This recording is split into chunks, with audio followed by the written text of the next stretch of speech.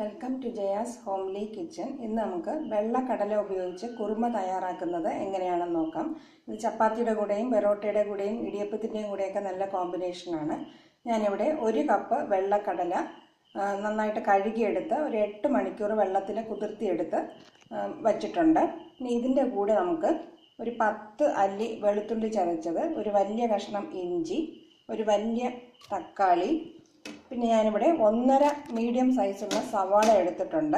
അതിൻ്റെ പകുതി ബാക്കി സവാള ഞാൻ താളിക്കാൻ വേണ്ടിയിട്ട് മാറ്റി വെച്ചിട്ടുണ്ട്. ഇതിൻ്റെ കൂടെ വളരെ കുറച്ച് മഞ്ഞൾപ്പൊടി, മുളക് പൊടി, വളരെ കുറച്ച് മാത്രമേ ചേർക്കുന്നുള്ളൂ, ആവശ്യത്തിന് ഉപ്പ് എന്നിവ ചേർത്ത് കുറച്ച് വെള്ളം ഒഴിച്ച് നമുക്ക് കുക്കറിൽ വെച്ച് നന്നായിട്ട് വേവിച്ചെടുക്കണം.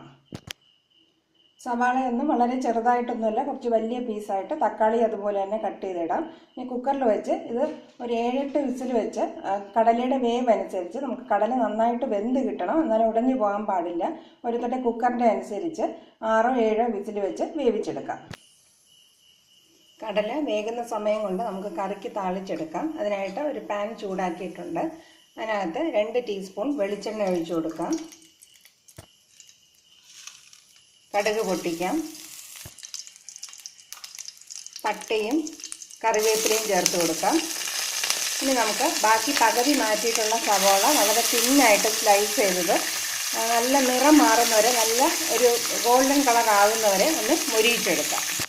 സവാള നന്നായിട്ട് മൂത്തിട്ടുണ്ട്. ഇനി നമുക്ക് ഫ്ലെയിം നന്നായിട്ട് കുറച്ച് വെച്ചിട്ട് കറിക്ക് ആവശ്യമുള്ള പൊടികൾ ചേർത്ത് കൊടുക്കാം. 1 ടീസ്പൂണോളം മല്ലിപ്പൊടി, എരിവിന് ആവശ്യമുള്ള മുളക് പൊടി ഓരോരുത്തരുടെ അളവിനനുസരിച്ച് ചേർത്ത് കൊടുക്കാം.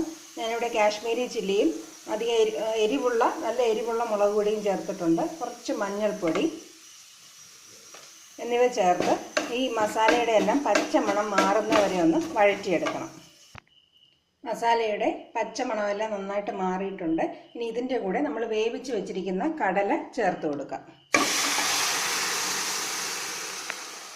കടല ചേർത്തൊന്ന് മിക്സ് ചെയ്തതിന് ശേഷം ഉപ്പും എരിവും ഒക്കെ ഒന്ന് ചെക്ക് ചെയ്തിട്ട് ആവശ്യമുണ്ടെങ്കിൽ കുറച്ച് മുളക് പൊടിയും കൂടി ഒന്ന് ചൂടാക്കി ഇതിൻ്റെ കൂടെ ചേർത്ത് കൊടുക്കാവുന്നതാണ്.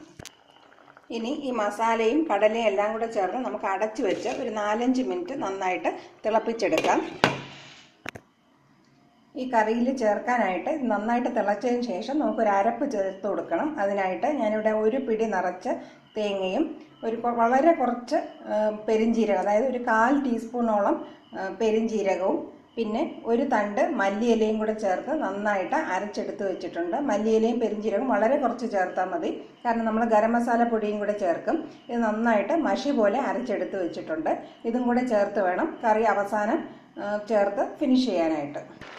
കറി നന്നായിട്ട് തിളച്ചിട്ടുണ്ട്. ഇനി നമുക്ക് തേങ്ങ അരച്ച് വെച്ചത് ചേർത്ത് കൊടുക്കാം.